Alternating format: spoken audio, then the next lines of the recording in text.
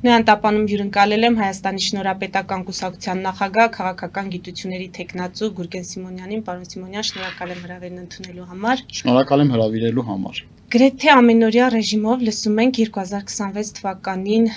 սպասվող ընտրություններին մասնակցելու հայտ ներկայացնող 9 նոր քաղաքական ուժերի հայտարարությունների մասին, որ մասնակցության ցանկություն են հայտնում։ Երկրորդ նախագահի ասուլիսից հետո իշխանական թևը պնդում է, որ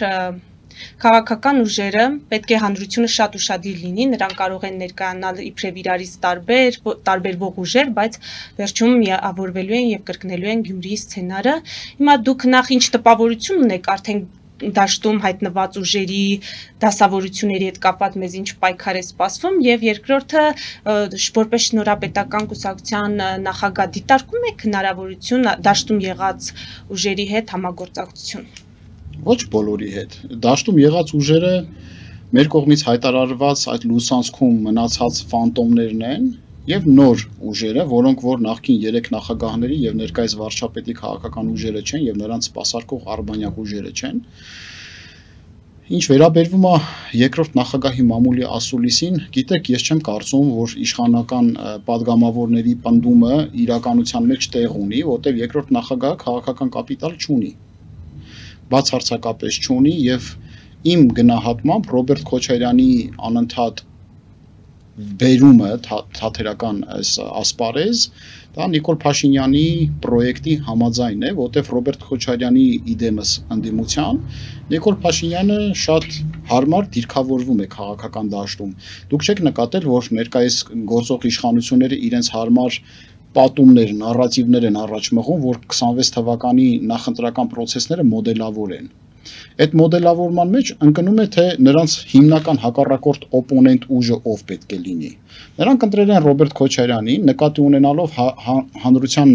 մոտ շրջանում նրա նկատմամբ, նրա անձի նկատմամբ ատելության չափաբաժինը։ Այդ ատելությունը այն աստիճանի մեծ է, որ Նիկոլ Փաշինյանը այսքան դարակազմիկ սխալներ, ստրատեգիական սխալներ թույլ տալուց հետո միևնույնը զիջում է Ռոբերտ Քոչարյանին հանրության շրջանում ատելության չափաբաժնով։ Դրա համար նրանց ձեռք է տալիս Քոչարյանի նման ընդդիմությունը։ Նրանք ամեն ինչ անելու են, որ Քոչարյանը մնա։ Նրանք ամեն ինչ անելու են, որ նրա ֆանտոմը իրական թվա։ Դրա համար էլ այդ իրենց ընդդիմադիր դաշտի պրոյեկտն է, որը ուզում են սուբլիմացնել 26 թվականի ընտրություններում։ Բայց այստեղ միայն ընդդիմադիր գլխավոր դերակատարի սուբլիմացիայով չեն ավարտվում, հոգիներս չենք ազատում իբրև ազգ։ Նիկոլ Փաշինյանը եւ նրա քաղաքական ուժը մաս մեդիայի միջոցով, հանրային հեռուստաընկերության միջոցով փորձում է առաջ մղել մի պատում, որ ապագա ընտրությունները տեղի են ունենալու խաղաղություն բերողների եւ խաղաղություն ուզողների եւ պատերազմ ուզողների մեջ։ Այսինքն եւ գաղափարախոսական առումով եւ ընդդիմության առումով նրանք իրենց հարմար նարատիվները, պատումներն են փորձում առաջ մղել, որ 26 թվականի շահեկան դիրքերում հայտնվեն, որովհետև այլ առողջ հանգամանքներում, երբ որ մենք նկատի ենք ունենում, որ նախքին 3 նախագահները բացարձակապես որևէ շանս չունեն ներքաղաքական իրավիճակում ռեաբիլիտացվելու, նրանք վարված օբլիգացիա են որպես այդպիսին քաղաքական առումով անշնչացած մի մարմին, ապա Նիկոլ Փաշինյանը նախանձելի իրավիճակում չէ, որովհետև բոլոր սոցիոլոգիական հարցումներում հանրության, քաղաքացիական հանրության, ընտրական իրավունք ունեցող անձանց 60-ից 70%-ը նոր այլընտրանքներ է փնտրում։ Դա է պատճառը, որ նրանք երբևիցե չեն հանդգնի եւ չեն ցանկանա ընդունել, որ դաշտում գոյություն ունեն ուժեղ այլընտրանքներ, նոր ուժեր։ Ինչու՞, որտեղ առաջին նոր ուժերը անցած հետագից չունեն, հետեւաբար արատավոր անցյալ չունեն, չեն թալանել, չեն սպանել, չեն խեղաթուրել, բանակցային գործընթացներ չեն տապալել, պատերազմ չեն սանձազերծել, արատավոր գործընթացներում չեն եղել եւ այլն, ցավոք սրտի, երբ որ ասում են փորձառու նկատի ունենում դա։ Իդեպ, պարոն Սիմոնյան, հանրայինի հետ կապված ես իշխանական պատգամավորին առիթ ունեցա հարցնելու, որ ճիշտ է, երբ որ հանրային հեռուստաընկերություն չեն հրավիրվում այլընտրանքային ուժերը, նա ասաց, որ հրավերներ լինում են, կարող են լրագրողները մոնիթորինգ անել, ձեզ հրավիրում են ՀՄԵԿ հիմա։ 2 անգամ 2 տարվա ընթացքում հրավիրել են բանավեճի, ես ինքս մերժել եմ, որտեղ այդ բանավեճի ֆորմատը չեք տեսնում, ինչ սանձարձակ է։ Դե բանավեճը Չէ, դա բանավեճը ունի կանոններ, բանավիճելու կանոններ կա։ Ես երբևիցե շուկայական մակարդակի բազարների մեջ աշխատում եմ չմտնել, որտեվ աղաղակի մեջ ճշմարտությունը կորսվում է։ Եթե պետք է մարդը գնա իր տեսակետը արտահայտի եւ ինչ որ կիսագրագետներ իրան ծաղր ու ծանակի ենթարկեն, ինչի է նման դա։ Թող հարցազրույցի կանչեն գնամ։ Լրագրողը հարցեր տա, ես հարցերին պատասխանեմ, գնամ։ Իսկ բանավեճերի կընտրեմ, երբ գնամ, նախընտրական process-ների ժամանակ կուսակցությունների ղեկավարների հետ գուցե կմտածենք, մեր քաղաքախորհուրդը կորոշի։ Հիմա այդ երկու հրավերն ա եղել, որ պետք է կանչեին այդ խայտառակությանը, մերժել եմ։ Ոնց որ Գարեգին Միսկարյանին վերջերս կանչեցին, մարդը գնացել է իր տեսակետն ասում, աչի ձախից հարցակվել են, ծաղրում են։ Ինչ իրավունք ունես ծաղրես մարդու տեսակետը, դու ով ես։ Ասում է ապագա ընտրությունները սահմանադրական կոնցեպտի շուրջ է գնալու ծաղրու ծանակի են ենթարկում, ինչու, որտեվ իշխանական նարատիվը փշրում է դրանով, իշխանական նարատիվը հաջորդ ընտրությունները խաղաղության եւ պատերազմի հայեցակարգի շուրջ պետքա լինի։ Բայց այնքան դատարկ են, որ չեն հասկանում, որ Հայաստանի Հանրապետությունում չկա adekvat գոնե 1 գետ 1 քաղաքական ուժ, որ պատերազմ ուզենա։ Պատերազմ ուզենում են միայն հոգեկան հիվանդները։ Դե բնակ։ Հիմա եթե ես ասում եմ, որ քո ճանապարհը տանում է աղետի, դա չի նշանակում, որ ես պատերազմ եմ ուզում։ Դա նշանակում է, որ ես մտածում եմ, որ քո ճանապարհն է տանում պատերազմի։ Ծաղրում են արժանապատիվ խաղաղություն մոտեցումը։ Որն է արժանապատիվ խաղաղություն։ 30 սանտիմետր խորանարդ կառափի մեջի եղած պարունակությունով իրա ծաղրում է արժանապատիվ խաղաղություն։ Արժանապատիվ խաղաղությունը այն է, երբ որ քո բանակը զինված ուժերը այն աստիճանի է, որ հարկ եղած դեպքում կարող է պարտադրել խաղաղությունը, ոչ միայն մուրալ։ Իսկ Նիկոլ Փաշինյանը մուրում է խաղաղություն։ Մուրալով չի լինելու խաղաղություն։ Իսկ ինչ է կարծում, գոնե ժամանակավոր մինչև ընտրություններ այդ խաղաղ շրջանը կնվիրվի Նիկոլ Փաշինյանին, եթե ասում եք մուրում է։ Նայած ինչ իրավիճակ կլինի, եթե ներքաղաքական դաշտում այլընտրանքները այնքան թափ հավաքեն, գուցե նրանց պատրոնները փորձեն իրավիճակ ստեղծեն սահմանի վրա, որ ժողովրդին ցույց տան, ասեն, տեսեք, հա, չսխալվեք հանգարց։ Ինչ իմանանք։ Մոռացել եք, որ 2008 թվականին Լևոն Արխումը սկսեցին կրակել Երևանի կենտրոնում ցույցեր էին ընթանում։ Ես ինչ գիտեմ, ինչեր կարող են անել։ Նրանց համար իրենց արշինը, իրենց աթոռը ժողովրդի ազգի Հայաստանի Հանրապետության ազգային շահերից վեր է։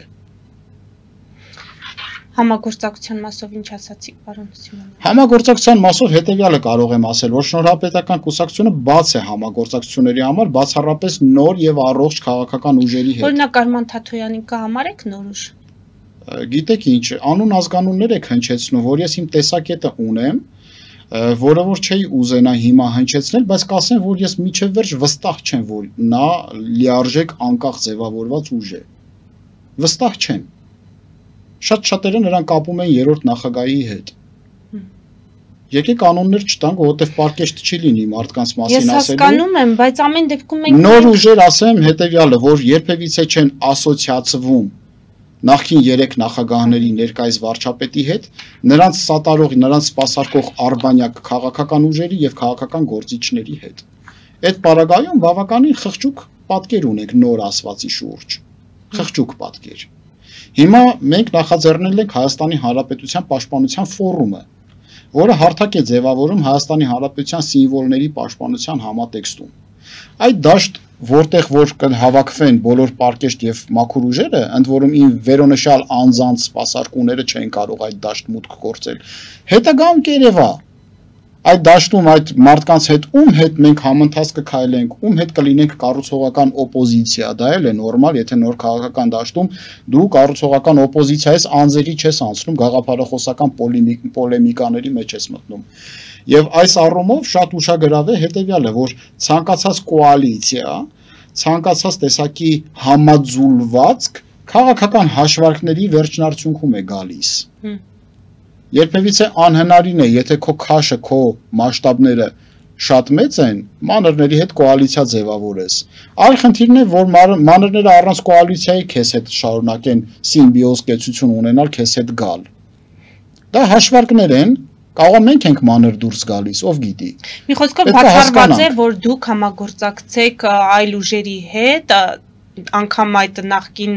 իշխանությունները ներկայացնող ուժերի հետ, միայն թե նպատակը լինի Նիկոլ Փաշինյանի հեռացումը։ Էլի ջան, ձեր հարցը լղոզեցիք իմ նախկին բոլոր պատասխանները, հարցը ուրիշ ձև տվեք։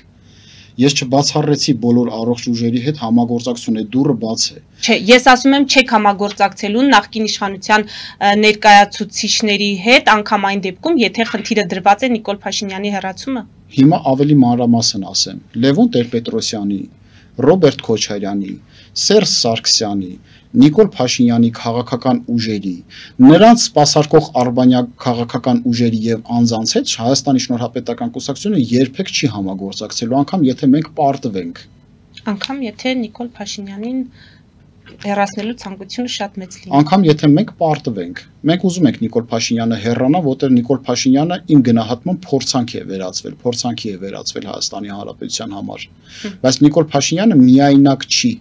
Այդ համակարգը հրեշ է, 4 գլխանի։ Լևոն Տեր-Պետրոսյան, Սերժ Սարգսյան, Ռոբերտ Քոչարյան, Նիկոլ Փաշինյան, որ գլուխն էլ կտրես մարմինը մեկա կա։ Նիկոլին հանես այն 3-ը կա, այն 3-ին հանես Նիկոլը մեկա կա, այդ հրեշին պետքա թույլ չտաս վերարտադրվի։ Այդ մարդիկ նույնն են։ Գնաս համագործակցես այդ 4 գլխանի հրեշի 3 գլուխների հետ, որ նրանց մի գլխի դեմ գնաս։ Ավելի պատկերավոր են բացատրում, որ դուք հասկանաք, որ դա ցանկացած երկրորդ, երրորդի հետ համագործակցելուց նկատի ունեցեք, որ դուք համագործակցում եք Նիկոլ Փաշինյանի հետ։ Սերժ Սարգսյանի հետ, Ռոբերտ Քոչարյանի հետ, եթե դուք համագործակցում եք Նիկոլ Փաշինյանի հետ։ Դրանք նույն համակարգն են։ Շնորհապետական կուսակցությունը այլ քաղաքական համակարգի մասին է։ Այլ մենք գիծ ենք քաշել։ Նրանք մեզ համար ֆանտոմ են։ Եվ քանի դու չկաս, քո նմանները չկան, ֆանտոմները դառնում են իրականություն։ Հիմա եթե մենք լրագրողական հանրույթով, վերլուծական դաշտով, նոր քաղաքական դաշտով ասեցինք ժողովուրդ, ձեր ընտրանքը սա է, A, B, C, D։ Ընտրեք ես տիրույթից։ Նա չկա, մոռացեք առհասարակ։ Հերիք աբսենտ դնեք, հոգի կանչեք։ Նրանք չկան։ Եթե մենք այդ սկզբունքով առաջնորդվենք, կտեսնեք, նայում ես երկրորդ նախագահ Մարթա Մամուլի ասուլիսը նայում ես։ Բովանդակությունից զուրկ։ Փաստորեն, եթե նա ամբողջ իր կառավարման տարիների գործընթացներում մեղավոր չի, միայն մեղավոր է նրա համար, որ ինքը այդ ամբողջ մեղավորությունը բարդում է Սերժ Սարգսյանի վրա։ Ինչու՞։ Որտեվ Սերժ Սարգսյանը եկել է փոխարինելու իրեն։ Ցանկացած իշխանությունների հետնորդները բնութագրում են իրենց։ Սերժին էլ բնութագրում է Նիկոլը։ Հասկանում եք։ Սա է ամբողջ խնդիրը, ամբողջ ֆարսը։ Աբրահամ Լինկոլնն ասում է կարող եք երկար ժամանակ ժողովրդի մի հատվածին խաբեության մեջ պահել, բայց դուք չեք կարող անընդհատ խաբել ժողովրդին։ Հիմա որքան էլ ինձ էլ որպես լրագրող հաճելի չէ անուններ հնչեցնել կամ անձնավորել, ամեն դեպքում պարոն Սիմոնյան կուզենայի ձեր կարծիքը լսել Արցախի պաշտպանության բանակի նախկին հրամանատար Սամվել Բաբայանի համագործակցության այդ հնարավորությունը ԱԱԾ նախկին պետի հետ։ Դա ցույց տվեց ակունքները, շատ բացասական։ Եթե նախկինում կասկածներ կար, որ կարող է պատահի իր շահերը ոտնահարված է եղել եւ այլն նստածրել են բանտից դուրս է եկել, բայց հիմա ցույց տվեց, որ ինքը քաղաքական դաշտում սկզբունքներ չունի։ Վանեցյանը վաղուց է չէ ցույց տվել պրոռուսական մոտեցումները, անգամ մեմ դարձած մոտեցումներով Ղրիմի հետ կապված։ Եթե նրանք այդ այդ քաղաքական ուժերը առհասարակ նախկին քաղաքական համակարգի արբանյակ քաղաքական ուժեր են։ Հետևաբար ժողովուրդը շատ լավ էր տեսնում է ամեն ինչ։ Հասկանում է ձեր կարծիքով կամ կարողանում է տարբերակել, որտեղ իշխանականներն ասում են թող լավ իմանան, որ նրանք գուցե ներկայանան նոր դեմքերով, նոր լոզունգներով, նոր գաղափարներով, բայց իրենք վերջում միանալու են ու Գյումրիի սցենարը կրկնեն նույն ռուսական ծիրում գտնվող ուժերին բերեն։ Իշխանությունները սպասարկում են այն ընդդիմությանը, որը որ իրենց հարմար է։ Այդ ընդդիմության համատեքստում իրենք երանության մեջ են։ Ինչ փուլում եք դուք լավ, քանի որ ակտիվ փուլում ենք, Հայաստանի Շնորհապետական կուսակցությունը օրեցօր ավելի զարգանում է, մեր մեդիա տիրույթն է ավելի ընդհարցակվում եւ այդ բոլոր այդ կեղծանունների, ֆեյքերի բանակը, որ զորաշարժել են Գուրգեն Սիմոնյան YouTube-յան ալիքին, ես կանխավ ասեմ, արդյունքի չեն հասնելու։ Մենք ուժեղ ենք։ Բարդություններն է կհաղթահարենք, էլ ավելի կուժեղանանք։ Բարեբախտաբար կան դաշտում պարկեշտ քաղաքական գործիչներ եւ անձիկ, որոնք որ մեզ հետ հաղորդակցվում են։ Մենք նոր հարթակ ունենք, արդեն Հայաստանի Հանրապետության Պաշտպանության ֆորումը, որին զուգահեռ նաև շուտով էլի երկրորդ հանդիպումն է լինելու, իդեպ եթերով ասեն, որ Նոյան Տապանը ի սկզբանե հրավիրված է որպես անկողմնակալ լրատվական միջոց։ Շնորհակալ ենք, մեզ էլ արդեն վաղուց չեն համարում անկողմնակալ։ Չէ, դուք անկողմնակալ եք, ես այդպես եմ ձեզ ընկալում։ Հիմա ինչքանով եք անկողմնակալ, հաջորդ հանդիպանը եթե եկաք կերևա, եթե չէ, ուրեմն նշանակում է դուք էլ եք վախենում ինչ որտեղ։ Այդպես, հիմա եթե հարթակը նկատի ունեմ այն առումով, որ երբեք հայտարարելու ձեր տեխնացուի մասին շնորհապետական կուսակցության ընթացակարգը հետևյալն է, որ Հայաստանի շնորհապետական կուսակցությունը պետք է անցկացնի համագումարի ժամանակ կայացնի վճիռ հերթական կամ արտահերթ համապետական ընտրություններին մասնակցելու եւ առաջ քաշի շնորհապետական կուսակցության վարչապետի տեխնացուի անուն ազգանունը։ Դե իհարկե բոլորն էլ ակնկալում են այն ինչ որ պետքա լինի, որտեղ շնորհապետական կուսակցությունը առանց Գուրգեն Սիմոնյանի չէր ձուլվի, չէր ստեղծվի, բայց քանի ֆորմալ առումով այդ գործընթացը տեղի չի ունեցել, մենք չենք շտապում, այսպես ասեմ, չի կարելի շտապել, չի կարելի արագացնել։ Ես երևի միակ քաղաքական գործիչն եմ, չասեմ միակը, այն եզակիներից մեկն եմ, որ իմ անձի վերաբերյալ երբևիցե ոչ մի եթերում ինքս ինձ չեմ անվանել Հայաստանի Հանրապետության վերին պաշտոնյայի կարգավիճակում։ Ժողովուրդն է ասում, ժողովուրդն է պահանջել, ժողովուրդն էլ դա կցույց տա։ Իսկ ես պատասխանատվությունից փախչողներից չեմ։ Համագումարը կլինի, կվճռենք համապետական ընտրություններին մասնակցության հարցը, կհրապարակենք ցուցակը ազգային ժողով մուտք գործելու, դա դեռևս կառավարության ցուցակը չի, կառավարության անձնակազմին մենք չենք հրապարակելու միջև համապետական ընտրությունների օրինական քարոզարշավի մեկնարկը։ Խարդավանքներից եւ մարդկանց նկատմամբ ապակառուցողական գործողություններից զերծ մնալու համար։ Այդ անձիկ պարտադիր չեն լինեն շնորհապետական։ Նրանք պետք է լինեն տեխնոկրատ, նրանք պետք է լինեն մասնագետներ կառավարչական ձիրքով օժտված։ Եվ մենք հրապարակելով ցուցակը, հրապարակելով կամքը, հրապարակելով վարչապետի տեխնացուին արդեն 2026 մուտք կգործենք որպես մասնակցելու հավակնություն ունեցող կուսակցություն։ Իմաստ Հայաստանի Հանրապետության օրենսդրության յուրաքանչյուր քաղաքական ուժ 5%-ի շեմը պետք է հաղթահարի։ Յուրաքանչյուր կոալիցիա 7%-ի շեմը պետք է հաղթահարի։ Հայաստանի Հանրապետությունում 60-ից 70% քաղաքականություն կա, որ չեն ցանկանում ոչ մեկի, միայն այլընտրանք են պահանջում։ Միայն այլընտրանք։ Հետևաբար այս պարագայում մեզ մնում է մի բան, ովքեր որ մեզ ճանաչում են, տարածեք մեր մասին տեղեկատվություն, հարգելիներս,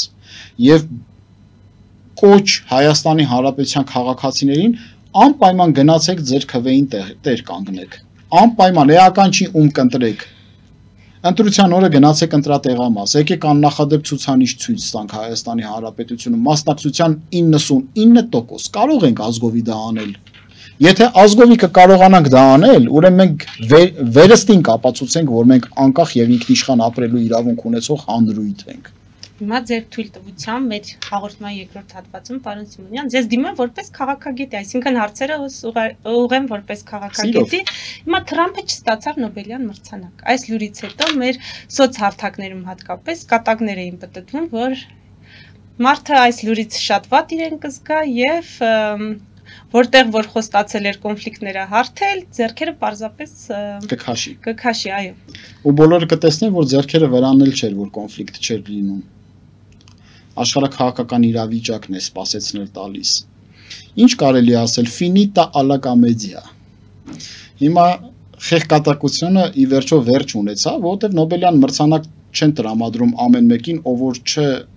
եղած կոնֆլիկտ է հանգուցալուծում, օրինակ Աբերբարանի եւ Ալբանիայի միջև։ Ամեն օր դրա մասին։ Այո, որ մեմ դարձավ, որ Ալբանիայի նախագահն էլ ամոթանք տվեց Նիկոլայ Սարկոզին, ասաց, որ դու չես շնորհավորում ինձ եւ Ալիևին, մեր կոնֆլիկտը հանգուցալ լուծվելու մեջ նայել։ Հումորի են տալիս։ Այսինքն, գիտեք ինչ,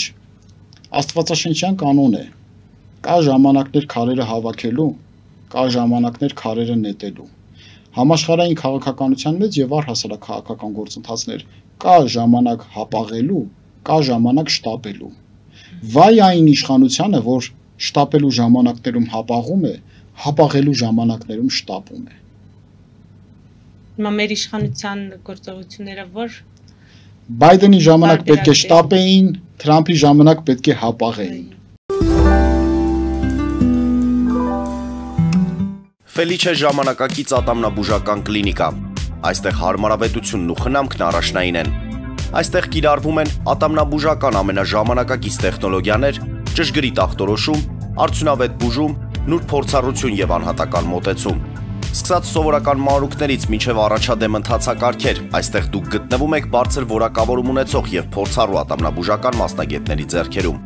Մեր բարեկամական եւ հյուրընկալ անձնակազմն այստեղ է յուրաքանչյուր այցը հաճելի դարձնելու համար։ Ֆելիչե, ձեր առողջ եւ ամենաերջանիկ շպիտը սկսվում է այստեղից։ Եկեք եւ բացահայտեք նորարարության փորձագիտության եւ կարեկցանքի կատարյալ համադրությունը։ Երևան շիփինգ, սենսացիա ստեղ, հա։ Այո, ճիշտ եք եկել։ Սանդրոցներ Երևան ուղարկելը $2.99 օթանավով։ Այո։ Իսկ եթե դոլար ուղարկես, դոլար ստանան։ Այո։ Իսկ որ տանեն տուն հասցնեն, էլի մի տոկոս, հա։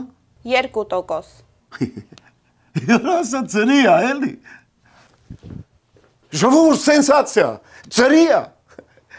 Նորթ Հոլիվուդ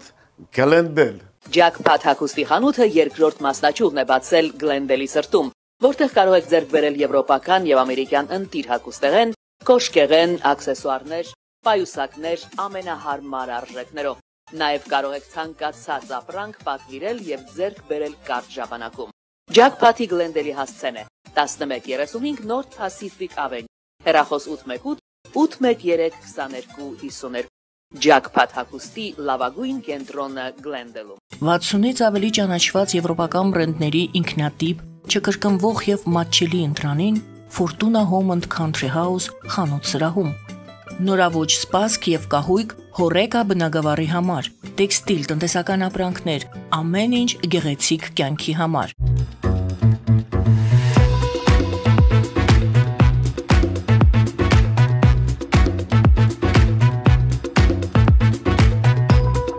Արարատ ռեստորան, ընտանեկան եւ ընկերական ժամանցի լավագույն հասցե, սիրված արտիստներ, հյուրընկալ մթնոլորտ, հարուստ ճաշացան, անմահական խորտիկներ։ Արարատ ռեստորան, հասցեն անփոփոխ, սիրով սպասում ենք ձեզ։ Լավագույն պաղպաղակ, բնական, համեղ եւ մատչելի գներով պաղպաղակը կարող եք ձեռք բերել բոլոր հայկական խանութներում։ Պահանջեք հայկական պաղպաղակ, Թամարա պաղպաղակ։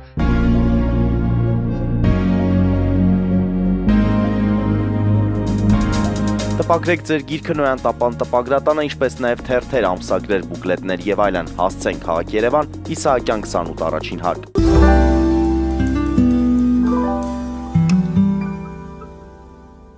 Հապաղեին օգոստոսի 8-ը չստորագրեին կամ այդ համաձայնություններին չգային, պարոն Սիմոնյան։ Չէ, հապաղել նշանակում է, որ համաձայնությունները պետք է լինեին կշռադատված։ Այնտեղ բաներ կա, որ հիմա էլ մեր իշխանական տարբեր տեսակի սազանդարներ կան, այնպես ֆանտասմագորիկ բաներ են ասում ապուշությանը զուգահեռ ընթացող։ Ասում են իրավարարչությունը օրենքը բան չի, խոչընդոտ չի, անխոչընդոտ նշանակում է, որ մշտադիտարկում լինելու է։ Հիմա ես հարց եմ տալիս այդ ոնց ասեմ, դատարկագլուխներին, որ մշտադիտարկումն անում ես, տեսնում ես 90 կիլոմետր ժամարագության փոխարեն 150 կիլոմետր ժամարագությամբ է գնում, ձեռքի հետ էլ ավտոն բերում թեք կանգնացում է այդ ճանապարհի վրա, դուրս է գալիս բնական կարիքները փողոցի մեջտեղում հոգում է։ Ինչ պետք է անես։ Ինչ շարունակես մշտադիտարկել, թե գնալու ես ակտավորես ու իրան պատասխանատվության ենթարկես։ Եթե գնալու ես ակտավորես ու իրան պատասխանատվության ենթարկես, նշանակում է խոչընդոտներ կան, հեքիաթ մի պատմեք։ Հեքիաթ մի պատմեք։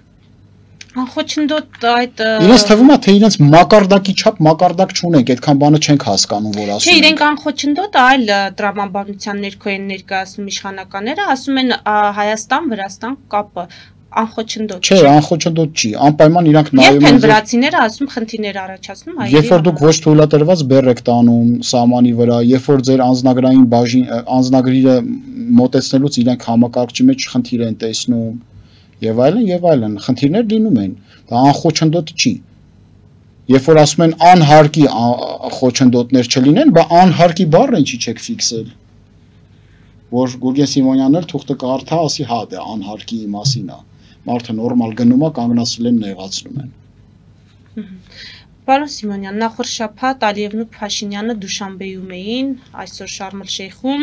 կարճ զրույցել են ունեցել, Դուշանբեում Պուտինը կրկին ներողություն խնդրեց Ալիևից, ոմանք համարում են, որ այդ ճգնաժամը, որ կար այդ երկու երկրների միջև, ոնց որ թե հարթվում է, դուք ինչ տպավորություն ունեք այդ մասով, եւ երկրորդը մենք տեսանք, որ Բելարուսի այսպես կոչված նախագահը դիմելով Ալիևին ասում է Իլհամ Հեյդարովիչ, իսկ դուք անհանգստանում եք, որ Փաշինյանը չի գա, տեսակ, որ եկավ։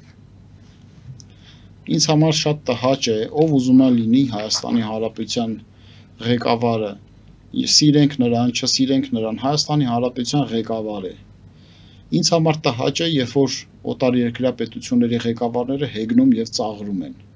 Ես խայտառակություն էի ապրում, երբ որ Նազարբայևը եւ Պուտինը Լուկաշենկոյի հետ ծաղրում էին Սերժ Սարգսյանին։ Ես հիմա խայտառակություն եմ ապրում, երբ որ Իլհամ Ալիևը, Ջոմարտ Տոկաևը եւ Վլադիմիր Պուտինը ծաղրում են Նիկոլ Փաշինյանին։ Եվ սա այն պատճառով չէ, որ Հայաստանը փոքր պետություն է։ Հայաստանը փոքր պետություն չէ։ Սա այն պատճառով է, որ Նիկոլ Փաշինյանը ունի լեգիտիմություն եւ ռազմավարական ստրատեգիական մեծ սխալներ է իրագործում։ Առաջին հերթին, որ այդ հարթակները չի մերժում։ Գնում է Վաշինգտոն, վերադառնում է գնում է այնտեղ։ Գնում է Բրյուսել, վերադառնում է գնում է այնտեղ։ Ոնց կվերաբերվեք այդ ձևի ղեկավարին։ Փորձառու քաղաքական գործիչները, ովքեր որ Ռուսաստանի հետ եւ ռուսների հետ Բարսաշյան պաշտոնյաների հետ շփում ունեցել են։ Ռուսը կհարգի այդ մարդաբանական տեսակը։ Ռուսը չի հարգում, բայց դա իրենց մտածելակերպի խնդիրն է, պարոն Սիմոնյան։ Եթե մենք այդ կառույցներում կանք, հրավերները կան, կա անելիք կամ գոնե ասելիք, ուրեմն պետք է գնալ, ինչ խնդիր կա։ Խնդիրը նա է, որ ձեր գոյությունը ուրիշ բան, որ Ռուսաստանում կամ չգիտեմ, հետ խորհրդային այդ երկրներում դա ուրիշ ընկալում ունի կամ իրենց մտածելակերպի հարցն է։ Էլիզա ջան, մենք բոլորս էլ խորհրդային միության մեջից ենք դուրս եկել, շատ լավ գիտենք այդ հանրույթը ոնց է ծաղրում, ոնց չի ծաղրում։ Չինացիների հետ գործ չունենք, որ ասենք իրանց մենտալիտետը ուրիշ է։ Ծաղրում են։ Իսկ ինչի այնտեղ գոյություն ունեք։ Ինչի այնտեղ գոյություն ունեք։ Դա այլ հարց է, դա ավելի կարևոր հարց է։ Դա հենց այդ եմ ասում ես։ Հենց դա եմ ասում։ Ինչ ենք մենք միջև հիմա հապկում, ինչու։ Հապկում լինելը պետք է անվտանգությունը հոգացել է, չի հոգացել։ Ինչի ենք մենք ԵԱՏՄ-ում լինելը քո տնտեսական թռիչքը, քո տնտեսական զարգացվածությունը պետք է։ Ես գիտեմ ինչի ենք մենք ԵԱՏՄ-ում, որ ծաղիկները կարողանան հեշտությամբ տանեն այնտեղ միլիարդներ բանանեն եւ թունաքիմիկատների շուկան անսպառ լինի այնտեղ, որտեղ իրանք կոմֆորտի զոնայում են հայտնվել դրա համար, ոչ թե որ չեն կարողանում ԵԱՏՄ-ից դուրս գան։ Իսկ ԵԱՏՄ-ից դուրս գալով Հայաստանի Հանրապետությունն է շահելու հայ ժողովուրդը։ Տեսնում եք մեր մեքենաների ավտոպարկի վիճակը։ 1 միլիոն մեքենա կա Հայաստանի Հանրապետությունում գրանցված, բոլորը մետալալոմի կարգավիճակ ունեցող մեծ մասը։ Սա էկոլոգիական խնդիրների պատճառ է նաև դառնում։ Ինչ եք դուք ԱՊՀ-ում, ԱՊՀ-ն վերապրուկ է, վերապրուկ։ Եվ ինչ եք դուք միջև հիմա համատեղ հոբ միջոցներ տնօրինում, հայ-ռուսական համատեղ խմբեր ունենում, գեներալներ հաստատված կա, երիտասարդ անձնավորություն է խոստում նալից, այդ մարդու ներուժը ուրիշտեղ գործադրեք, մեղրիում միջև հիմա ռուսական ստորաբաժանումը կա։ Ուրիշ կարծիք էլ կա, ասում են տեսակ, որ ԱՊՀ այդ նիստի կամ համաժողովի շրջանակներում Փաշինյանը Թրամփի ուղու մասին խոսեց, նա չվախեցավ, նաև իդեպ առևտրաշրջանառության ծավալների նվազման մասին նշեց, ինչին Պուտինը ոնց որ թե դժգոհ էր եւ հակադարձում էր, որ առևտրաշրջանառության ծավալները այլ թիվ են, ինչպես նախորդ տարի է շատ եղել, այս տարի էլ է շատ լինել։ Ոնց կարելի է 4 անգամ թիվը խառնել։ Հիմա ով էր խառնում, Փաշինյանը թե Պուտինը։ Ես տվյալներին չեմ տիրապետում։ Եթե Պուտինը նրան ուղղում է, Փաշինյանը նրան հետ չի հակադարձում, նշանակում է Փաշինյանը չի տիրապետում։ Այ եթե տիրապետում է, բայց Պուտինը սխալ թիվ ասում, նա էլ չի ուղղում, դա էլ ձեր հերոս վարչապետի պահվածքը։ Այդքան է իր ոգին։ Այդքան է իր ոգին։ Միջազգային հարաբերություններում չկան հավերժական բարեկամներ եւ հավերժական թշնամիներ, կան հավերժական շահեր։